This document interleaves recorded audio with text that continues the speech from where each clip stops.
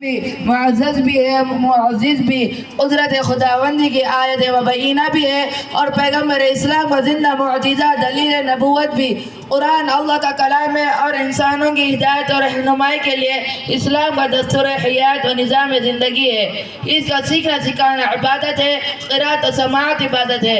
حد تو یہ ہے کہ بغیر سمجھے پڑھنے پر بھی ہر حرف 10 صحیح ملتی ہے، بلا سمجھے شرط فتنی ہے کہ صحیح پڑھے۔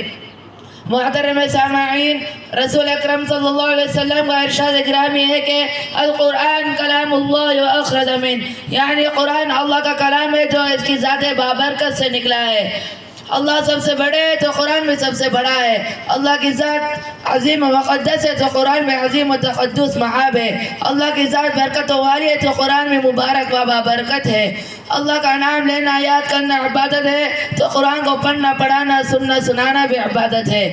اللہ سے محبت عبادت و بندگی ہے تو قرآن سے محبت دین و ایمان کا تقاضا ہے۔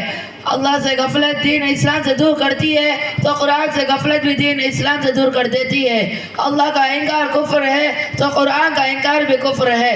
اللہ کی شان میں گستاخی آدمی کو ایمان سے خارج کرتی ہے تو قرآن کے ساتھ گستاخی و بے ادبی بھی دولت ایمان سے محروم کر دیتی ہے۔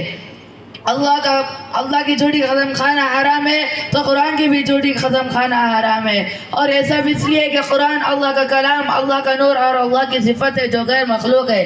اللہ کی ذات ہمیشہ سے اور ہمیشہ رہے گی تو قرآن بھی ازل سے ہے اور ابد تک رہے گا۔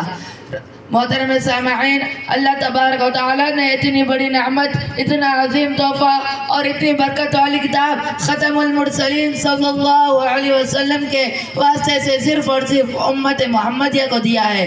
آخر میں ایک حدیث رسول سنا کر اپنی گفتگو ختم کرتا ہوں۔ رسول اکرم صلی اللہ علیہ وسلم کا ارشاد ہے کہ تم میں سے سب سے بہترین وہ لوگ ہیں جو قرآن کی تعلیم دیتے ہیں، اور دوسرے وہ ہیں جو قرآن عظیم کا علم سیکھتے ہیں۔ اسی پر میں اپنی تقریر مکمل کرتا ہوں۔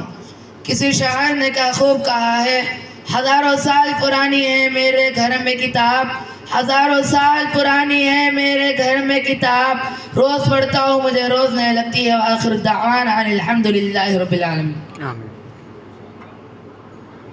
ماشاءاللہ، بہت ہی بہترین انداز سے تقریر کی پیش کی محترم نے۔